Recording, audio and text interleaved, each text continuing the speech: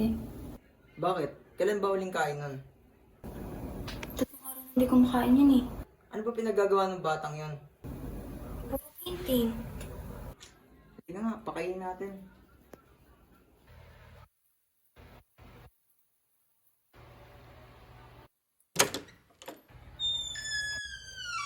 Oh anak, di ka pa doon nakakain ah. Kausapin mo nga yung anak mo.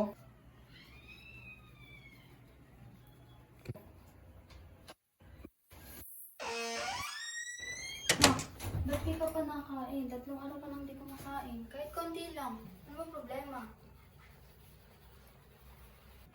Oo nga anak, ano bang problema mo? Ayaw mo magkakakain. Tingnan mo, namamayat ka na oh, namumutla ka pa. Oo nga, nag-aalala naman kami sa'yo. Kahit konti lang. Ano bang problema? Ha? Pinagagawa mo sa buhay mo. Gusto mo na bang mamatay? Ano? Walang nalilinig? Ha? Di ka talaga sasagot? Ha? Amin naman.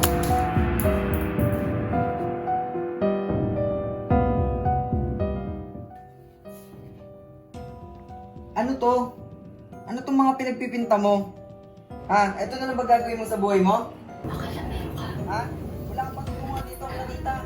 Ano sinasabi mo sa akin? Babaliw ka na ba? Hindi. Oo nga, anak. Nababaliw ka na ba? Ano naman nangyayari sa'yo? Bakit ka ba nagkakasaya? Hindi ako pala. Akala meron ka. Papatayin mo ako? Nadidemonyo ka na, Clarita? Mo? Nadidemonyo ka na, Clarita? Meron ka. Akala meron kayo. Sabi ko kasi sa'yo, huwag maalisin yung painting kasi nagkakaganyan siya eh. Nadidemonyo ni anak mo!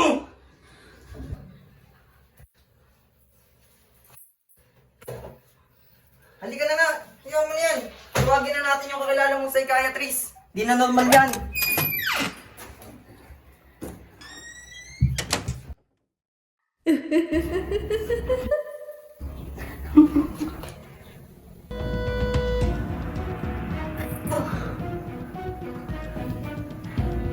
Ano to?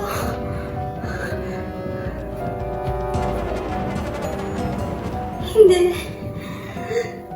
Bakit? Bakit nasira yung painting ko? Hindi. Bakit? Hindi!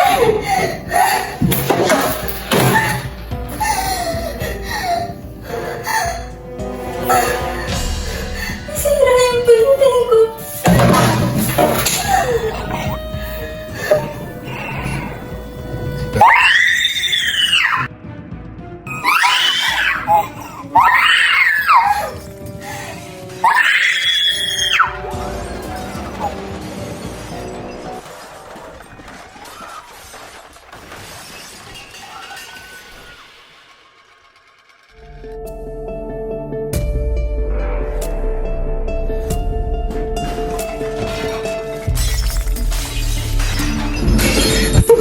Tawagan mo na yung psychiatrist.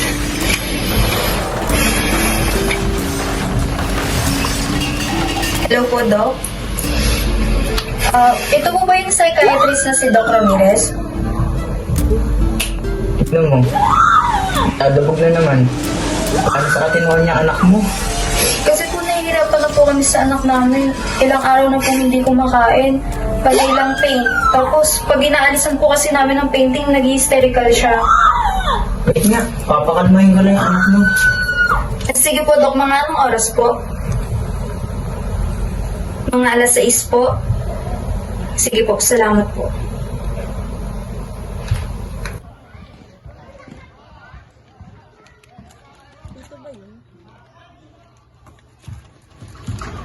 Ito ba bahay ni Mr. and Mrs. Sanchez? Sino po? Mr. and Mrs. Sanchez. Ay, opo. Dito po sa loob. Thank you.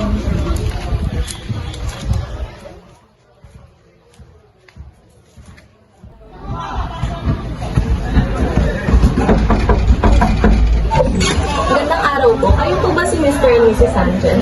Ama po, kayo po ba yung tinawagan namin psychiatrist? Opo, ano po ba nangyari? Sige po, tuloy po kayo para mapag-usapan po natin.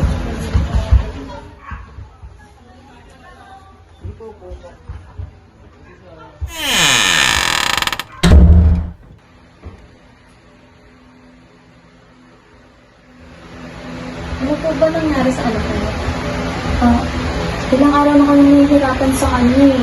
Ilang araw na din siyang hindi kumakain. Almost 3 days na yata eh. Tapos, puro lang siya pain. Pag may istorbo siya, nagwawala siya eh. Parang ang bilis na nagalit, nananakit.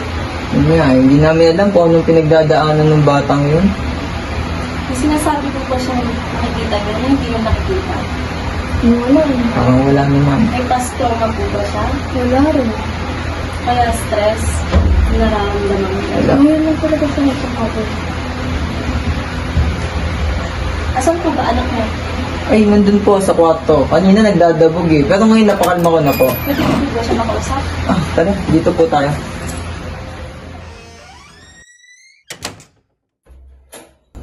Sige po, Dok. Siya po yung anak namin, si Clarita. Yan po, ganyan lang po lagi ginagawa niya. Pagpipinta. Buong magapon po, nagpipinta lang po siya. Halos hindi na po kumakain, hindi po namin makausap. Halos magpakamatay na po yung batang yan. Hindi na po namin anong gagawin, Dok. Ano po nangyari sa ulo niya? Kanina po, Dok, nagdabog po siya. Halos patayin niya po kami. Ayun po, hanggang sa inupog niya po yung sarili niya. Ito pag-isa? Sige po, Dok, subukan niyo po kasi kami po talaga, hindi po namin siya makausap eh.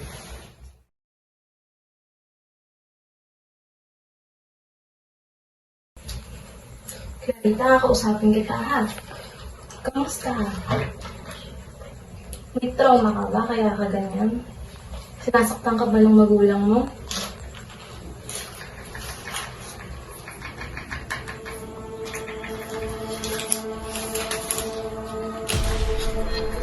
Pita.